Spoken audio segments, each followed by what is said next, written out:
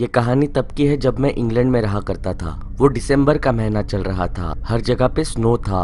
मैं अपने बेड पे बैठा हुआ था, शायद मैं कोई मूवी देख रहा था, मुझे याद नहीं कौन सी मूवी, लेकिन हाँ मैं मूवी जरूर देख रहा था। और साथ में मैं मोबाइल में चैट भी कर रहा था। मैं अपने काफी दोस्तों से बातें कर रहा था। मोस्टली मैं चैट 3 लोगों के ग्रुप में कर रहा था, जिसमें मेरे 2 दोस्त थे और तीसरा मैं था। हम यूजुअली उसी ग्रुप में चैट करते थे। सब कुछ ठीक चल रहा था, लेकिन कुछ ऐसा हुआ जिससे मुझे ऐसे लगा जैसे मेरा हार्ट मेरे पेट में सिंक हो गया हो। जैसे ही एक बैंग की आवाज आई मेरे रूम के विंडो में से। मैंने पर्दे खोल दिए, लेकिन खिड़की के बाहर कोई भी खड़ा नहीं था।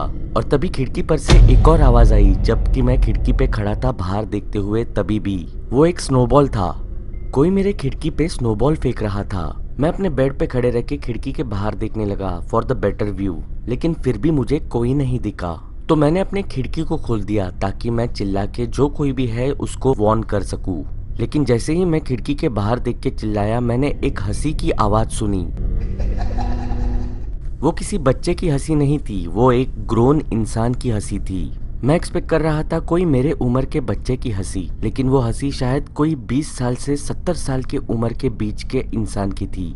मैंने खिड़की बंद कर दी और उस ग्रुप चैट में चैट करने लगा, ये कहते हुए कि मुझे पता है तुम में से ही कोई मेरे साथ मजाक कर रहा है। लेकिन कोई भी रिप्लाई नहीं आया, तो मैं काफी कॉन्फिडेंट हो गया कि इनमें से ही कोई मेरे साथ ये मजाक कर रहा है। मैंने खिड़की के पर्दे नहीं बंद किए थे, क्योंकि मुझे पता था जो कोई भी मेरे साथ मस्ती कर रहा है वो अभी खत्म नहीं हुआ है। एंड जस्ट लाइक दैट एक और स्नोबॉल मेरे विंडो पे हिट हुआ। मैं जल्दी से विंडो के पास आया टू कैच हिम, और वहां पे था वो स्नो में खड़ा हुआ, मुझे वेव करता हुआ। एंड टू माई सरप्राइज वो मेरा कोई दोस्त नहीं था, वो कोई इंसान था with black Binny and black coat, और उसने ग्लव्स भी पहने थे। और वो मेरी तरफ देख के हंस रहा था। वो मेरी विंडो की तरफ बढ़ने लगा। मैंने जल्दी से अपनी खिड़की बंद कर दी। मेरे दोनों भी दोस्तों ने अभी तक मैसेज कर दिया था, उन दोनों ने भी क्वेश्चन मार्क भेजा था। और तभी मेरे विंडो पे एक नॉक हुआ।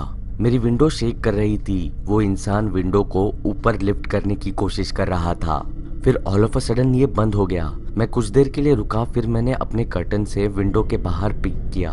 खिड़की के बाहर अब कोई भी नहीं था, तो मैं अपने मॉम डैड के पास चलने लगा, उन्हें ये सब जो कुछ भी हुआ है ये बताने के लिए। वो मेरे रूम में आए। मेरे पापा ने मुझ पे बिलीव भी किया उस स्नो में फुटप्रिंट्स देखकर, लेकिन उन्हें इस बात को लेकर पुलिस को बुलाना जरूरी नहीं लगा, क्योंकि उन्हें लगा जो कोई भी बाहर था उसने गिव अप कर दिया है और अभी पुलिस को बुलाकर कोई फायदा नहीं है।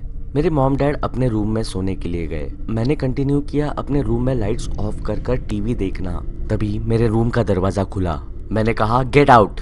मैंने अज्यूम किया कि वो मेरा छोटा भाई था। दरवाजा बंद हो गया, तो मैंने सोचा शायद मेरे भाई ने मेरी बात मान ली। फिर मैं कुछ देर के लिए टीवी देखता रहा, और सडनली मेरे वुडन फ्लोर से क्लिक की आवाज आई।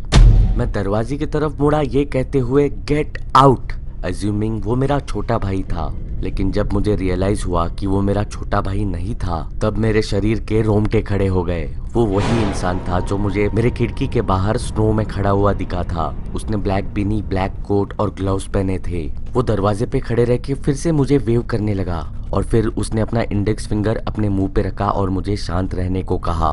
उसके बाद वो मेरी तरफ चलने लगा, और तभी मैं खड़ा हुआ अपने आप को डिफेंड करने के लिए। वो काफी तेजी से मेरी तरफ बढ़ रहा था। उसने इजीली मुझे ग्रैब किया और मुझे पीछे से पकड़ लिया। उसका हाथ मेरे मुंह पे था। उसके हाथ में एक वेट टॉवेल था। वो उस टॉवेल को मेरे नाक पे प्रेस कर रहा था। मैं कोशिश कर रहा था कि मैं उसके हाथों से छूट जाऊं और चिल्लाऊं, लेकिन मैं ये कर नहीं पाया। यही आखिरी चीज है मुझे याद है। उसके बाद हर जगह पे अंधेरा हो गया। मैं बेहोशी से उठा अपने लिविंग रूम में। मेरे सामने मेरे पेरेंट्स और पुलिस थी, और एक एम्बुलेंस भी आई थी।